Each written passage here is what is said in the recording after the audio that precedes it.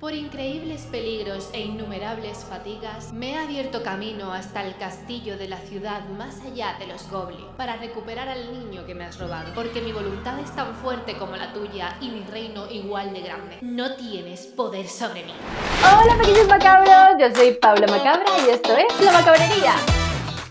¡Qué fuerte que esté diciendo esto! Y es que ¿cuántas personas no hemos cantado Do You Remind Me of the Babe? Not Babe, Babe with the Power. Pero es que esta letra es original de esta película. Hey, you remind me of a man. What man? The man with the power. What power? The power of hoodoo. Who do? You do. Do what? Remind me of a man. ¿Y si te dijera que el rey de los Goblin en realidad podría haber sido el rey del pop? Bueno, por no hablar del posible beso que no se llegó a dar entre el rey de los Goblin y la propia Sarah. ¿Cómo te queda? Por supuesto que probablemente esta película sea la culpable de que muchas de las chicas que nos hemos criado con esta película tengamos unos estándares de belleza sobre los hombres imposibles de cumplir en la vida real por culpa de este hombre. Por no hablar del misterioso Goblin que se escondía en los pantalones de Jared. Así que pequeños macabros, bienvenidos al análisis de Dentro del Laberinto. Y es que aquí tenemos tela que cortar porque vamos a hablar de una de mis películas favoritas, de una de las películas de mi infancia. Dentro del Laberinto, Dios, tenía tantas ganas de hablar de ella, pero me abruma tanto centrarme en una película que lo es todo para mí, porque es que me podría llevar horas hablando de este clásico, pero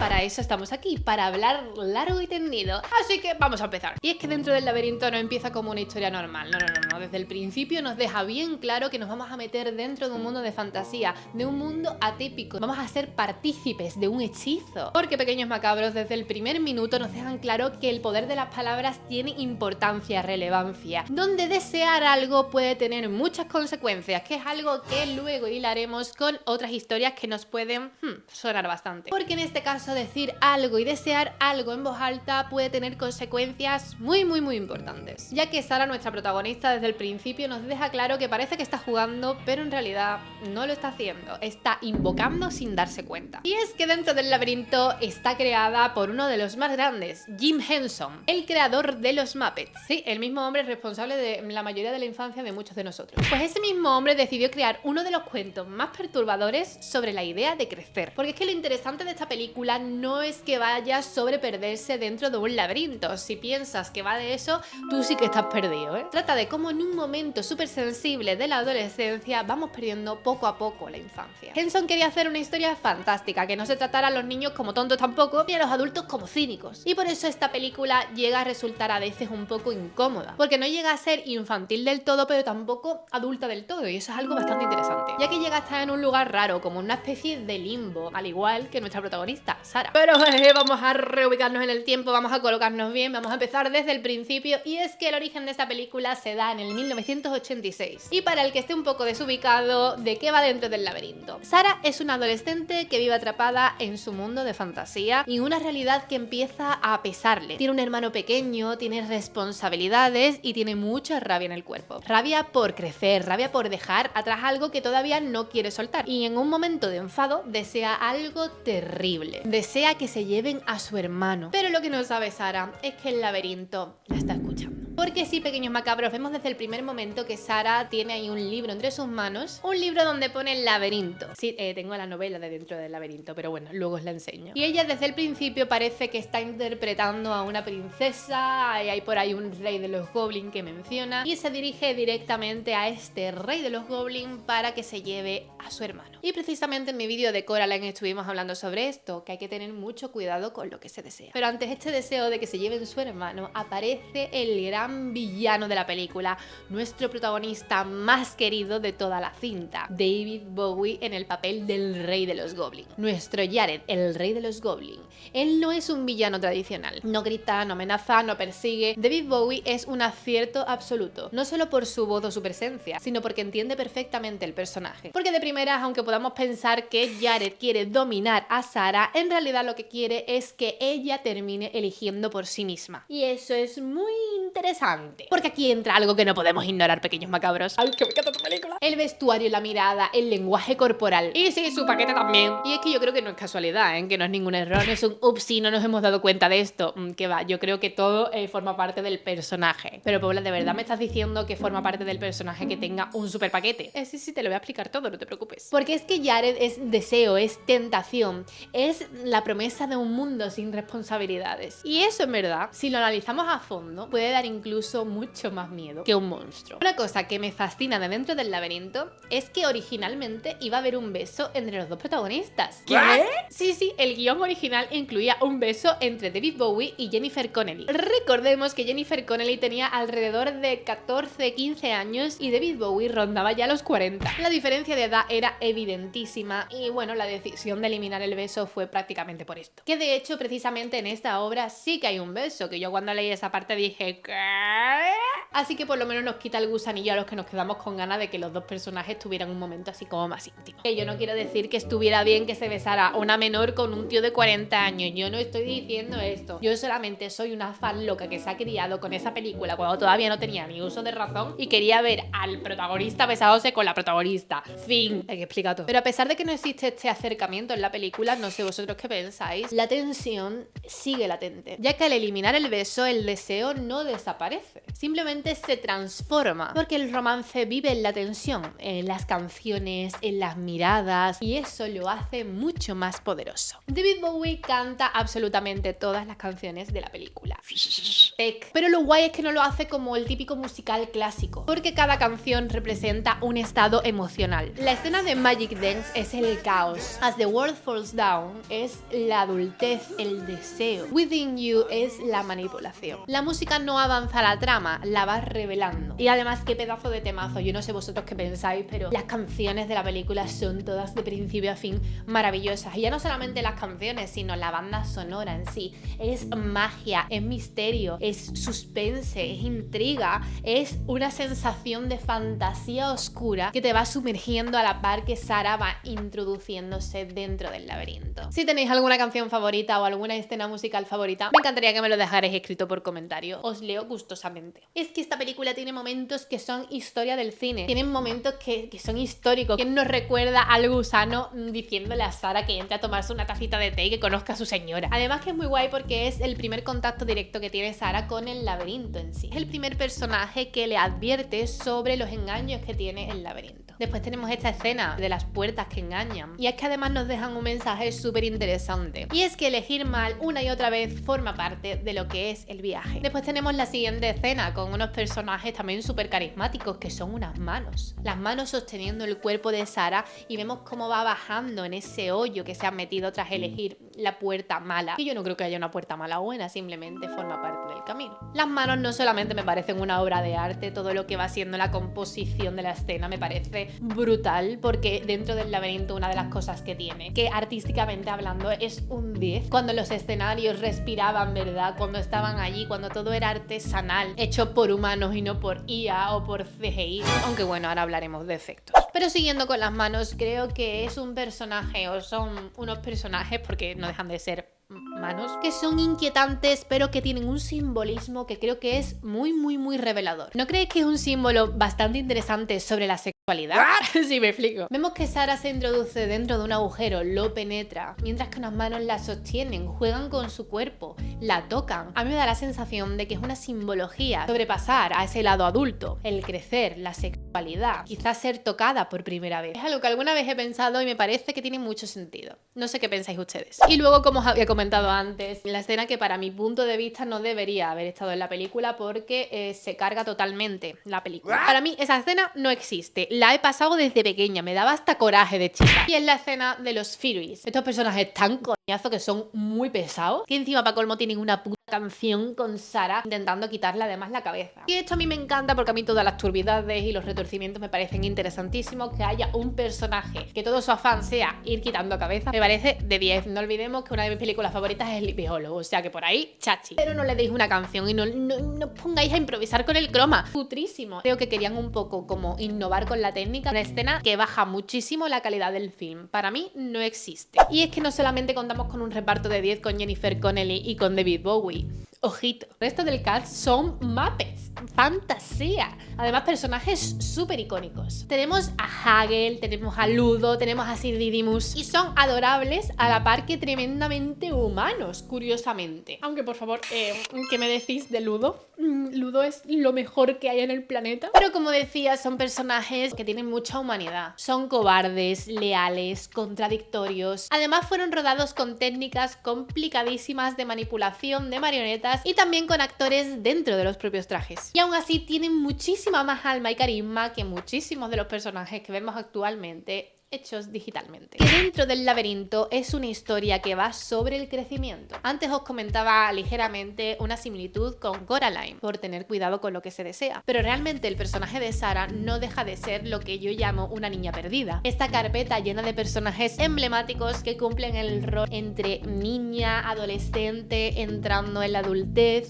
que no se encuentran, que no sabe cuál es su lugar, desean algo mucho más grande que lo que tienen. Personajes tan emblemáticos como Dorothy, Alicia en el País de las Maravillas, Wendy, Coraline y ahora también Sarah. Niñas o adolescentes que están hartas y perdidas con su realidad. No se encuentran, son rebeldes, van en contra de lo que se le está pidiendo en ese momento. A Dorothy se le quedaba pequeña la granja de su tío y de su tía en Kansas. A Wendy se le estaba pidiendo que fuera ya una señorita y que debía ser probablemente ya una futura casadera, cuando ella lo que quería era seguir jugando y contándole cuentos a sus hermanos. Alicia no quería estudiar ni hacer lo que debía hacer una niña en ese momento. Ella lo que quería era soñar con mundos de fantasía y vivir en una realidad que le permitiera ser pues lo que era, una niña. Sin embargo, en Coraline vemos la necesidad básica que tiene todo niño de ser escuchado y amado por su familia, porque un niño se tiene que sentir escuchado y jugar con él y sentirse parte de él, y en su caso desea que eso ocurra y que sus padres sean de otra manera. Entonces aquí se cumple lo de ten cuidado con lo que deseas, y Sarah no deja de ser una mezcla de todos estos personajes, una adolescente con fantasía, con ganas de exprimir su vida, de vivir grandes aventuras, pero sin embargo se encuentra con el deber, tener que cuidar a su hermano, un hermano pequeño que llora, que no la deja tranquila, y eso es lo que ella no quiere sostener, porque es una niña tremendamente egoísta que nada más quiere pensar en ella en ese momento, porque vemos que hay unos padres divorciados, una madre nueva que se ha metido ahí en su familia, un bebé nuevo, y ella de repente pasa a ser una hija de padres divorciados, inentendida, en una situación sensible como es la adolescencia, y con un hermano de repente pequeño que no es ni su hermano siquiera, es un hermanastro, y ella no se siente atendida, se siente dada de lado en una época muy sensible de su vida donde se necesita muchísima atención y mucha sensibilidad y entendimiento, porque la adolescencia es una época, todos hemos pasado por ella, todos sabemos de lo que estamos hablando. Pero lo interesante de esta trama Pequeños Macabros es que vemos en Sarah todo su crecimiento, todo su avance psicológico y personal. Sarah empieza siendo una niña que huye y termina siendo alguien que elige, porque esta película nos deja un mensaje súper bonito que no entenderemos hasta llegar a los minutos finales de la cinta, ya que crecer no significa abandonar la fantasía por completo, significa aprender cuándo volver a ella. Pero hablando de fantasía, quiero abrir aquí un pedazo de melón, y es que muchas de estas historias que he hablado al principio, El Mago de Oz, Peter Pan, Coraline, todas estas películas tienen como algo en común, y es la pregunta incómoda que nos hacemos todos los adultos cuando vemos estas historias: ¿realmente ocurrió de verdad? ¿O estaba todo dentro de la cabeza de la protagonista? ¡Ja, ja, ja! Y es que aquí está la fantasía, nunca mejor dicho, de este tipo de narrativa, porque lejos de parecer algo triste, mucha gente cuando hablamos de estos temas conecta con esa pérdida de ilusión y de esperanza y de fantasía, como si al ser adulto te dieras cuenta de todas las capas que envuelven ese truco de magia que de pequeño tú no te dabas cuenta porque ocurría. Pero yo no lo veo así, yo lo veo precisamente como un superpoder, ya que detrás de todas estas tramas hay algo súper interesante: el contexto psicológico. Y es que aquí no solamente tenemos a la típica adolescente rebelde, tenemos a un personaje que se quiere sentir visto, se quiere sentir elegido. Como hija no está siendo ni siquiera elegida, ahora mismo el elegido es su hermanastro, el que requiere más atención. Probablemente también esté experimentando los primeros síntomas de la edad sobre el amor, la pasión, la sexualidad. Lo vemos en ese momento inicial cuando ella está narrando esta historia y dice que lo que nadie sabía es que realmente el rey Goblin estaba enamorado de la princesa. También lo vemos en pequeños detalles, como cuando se pinta los labios, realzando así ese momento de madurez. Entonces, fantasía o no, ella lo que está reclamando es atención, y una atención ya también adulta, no solamente de la hija que necesita a sus padres. Y una cosa que me flipa es que la película está llena de detalles que te dejan ver que efectivamente todo forma parte de una ilusión o un sueño, una fantasía creada en la mente de Sarah. Y es que no quiero que me malinterpretéis, no quiero casarme tampoco con la idea de que todo estaba absolutamente en la cabeza de Sarah, en el sentido de que era todo imaginario, se lo había inventado. Pero sí me gustaría pensar que no todo es blanco o negro. La posibilidad de que todo fuera real y no deja de ser una realidad creada a partir de sus ideas. Es decir, su entorno, sus ideas y su deseo la han hecho llegar allí. Al igual que Alicia magia termina en el mundo de las maravillas porque ella esperaba y deseaba un mundo así. Sarah se ha ido a ese mundo también porque es lo que ella traía. Esto es muy a lo mejor espiritual. El caso es que la película está plagada de detalles, de cosas que se ven en el mundo de dentro del laberinto que antes vemos inconscientemente en la vida real. Detalles que aparecen en el cuarto de Sarah. Vemos en un póster las escaleras imposibles que aparecen en ese final boss cuando canta la maravillosa canción de Within You, David Bowie. Vemos incluso que algunos de los personajes de la película los tiene Sarah como peluches. De hecho, el perro de Sir Didymus nos puede recordar bastante a Merlin, el perro de Sarah. Y uno de los detalles que más me fascina y los veo muy obvios y relevantes es que en el propio tocador de Sarah podemos ver cosas súper relevantes. Podemos observar como una especie de trozo de papel, algo que nos recuerda como una obra de teatro, donde los actores son precisamente David Bowie y una mujer que se puede parecer bastante a Sarah. Mi teoría es que la madre de Sarah era o es una famosa actriz y para ella es un ejemplo a seguir. De hecho, tiene esa vena tan dramática, ¿no? De coger el libro y ponerse a actuar en medio del campo. Y tiene como crush esa figura, ese hombre, ese David Bowie actor que ella tiene como fan, ya sea porque actúa con su madre o whatever. Y es precisamente la cara que le pondrá a ese rey de los goblins con el que ella fantasea. Otra cosa súper relevante que de hecho después dará pie a una de mis escenas favoritas de Dentro del Laberinto es esa especie de muñeca, como una caja de música, pero es una muñeca que está dentro de unas columnas, que es totalmente la versión de ella de la escena de As the World Falls Down. ¿Casualidad? No lo creo. Y son todos estos pequeños detalles los que después nos van a decir: y por eso todo su mundo ella lo ha creado a su manera y con lo que tenía a su alrededor y le ha ayudado a dar pie a esa fantasía. Sea como sea, Dentro del Laberinto es una historia de crecimiento, de autoexploración. Sarah juega con fuego y se da cuenta desde el primer momento que tienes que tener mucho cuidado con lo que deseas. Y además desde el primer momento vemos en ella arrepentimiento, culpa. Por el camino vamos a ver que tiene esa dualidad con la tentación que supone para ella la figura del rey de los goblins. Porque al igual que en las tentaciones de Cristo, no deja de ser Jared para Sarah un perfecto Lucifer que se presenta en el desierto ofreciéndole todo lo que desea para que ella tenga que pasar todas esas pruebas y hacer lo correcto. Diciendo finalmente esa frase que todos bien conocemos, que es: no tienes poder sobre mí. ¡Maravilla! Que hay una parte de la pequeña macabra que siempre ha deseado que se quedara en el reino de los goblins, siendo reina goblin y rey goblin juntos forever. Sí. Pero bueno, supongo que hay que ser bueno y todas estas cosas. Porque no creo que sea la única que estaba living y que se sentía como Sarah, una chica joven que estaba siendo vista y deseada por un hombre tan tremendamente sensual como el rey de los goblins. Además, doblado por una de las voces más sensuales que considero que existen dentro del panorama del doblaje español, que es nuestro Salvador Vidal. Pediste que me llevara al niño y me lo llevé. Tú te agachaste ante mí y yo estuve aterrador.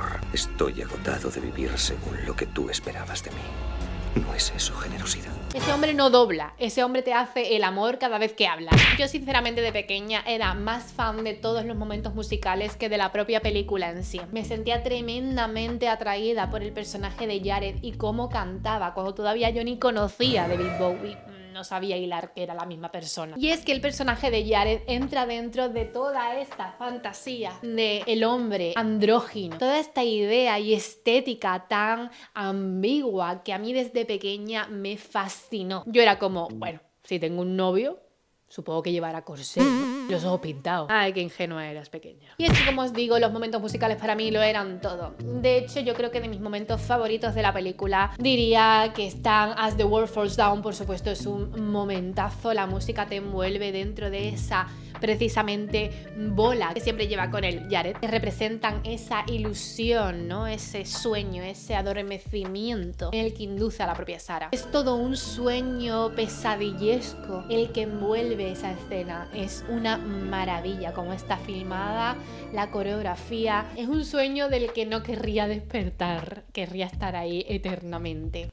¡Qué maravilla! A pesar de que Dance Magic Girl para todo el mundo es el momentazo, partiendo de la base que todas las canciones, menos la de los tipos rojos, son maravillosas, incluyendo la canción del principio y la del final también, aunque no salga el propio David Bowie. La canción final es una de mis favoritas, Within You. Todo ese momento de las escaleras de vida o muerte para Toby, tan increíblemente chulo, porque eso es otra cosa, los pedazos de efectos que tiene la película. Porque vamos a ver, a mí este efecto me flipaba. Yo decía de pequeña: cómo está hecho eso. Todo lo que es el laberinto, sus personajes, todo está hecho con una delicadeza y con una profesionalidad que a día de hoy me sigue impactando y abrumando. Cinematográficamente hablando, la película es un absoluto 10. Por favor, nada más tenéis que ver la cara de David Bowie hecha con estas rocas. Es todo al detalle, me parece una fantasía. Y eso que la película no fue un éxito inmediato. Como no fue de esas películas que con el tiempo se fue efectivamente convirtiendo en lo que es ahora, una obra de culto absoluta, ya que hoy forma parte del imaginario del cine fantástico. Libros, merchandising, porque sí, os lo he traído, pequeños macabros. Yo soy la friki de Dentro del Laberinto, creo que ha quedado claro, y yo tengo los propios mangas de Dentro del Laberinto, que no deja de ser seguir la historia, en este caso, del propio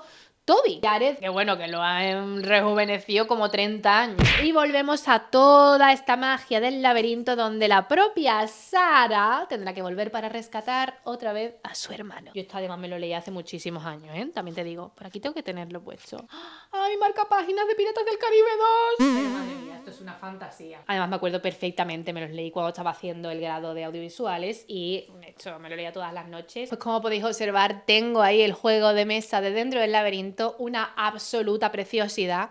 Tengo las cartas del tarot de Dentro del Laberinto, tengo a Ludo y tengo esta versión espectacular de DVD, que además traen con ella el diseño de algunos goblins que me parecen una preciosidad. Y es que, pequeños macabros, a pesar de nuestra edad y de lo que crezcamos, el laberinto nunca desaparecerá. Siempre está ahí esperando, porque Dentro del Laberinto no es solamente una película, es un lugar al que volvemos cada vez que la vida adulta nos pesa demasiado. Ay, no puedo creer que ya haya hecho el análisis de Dentro del Laberinto.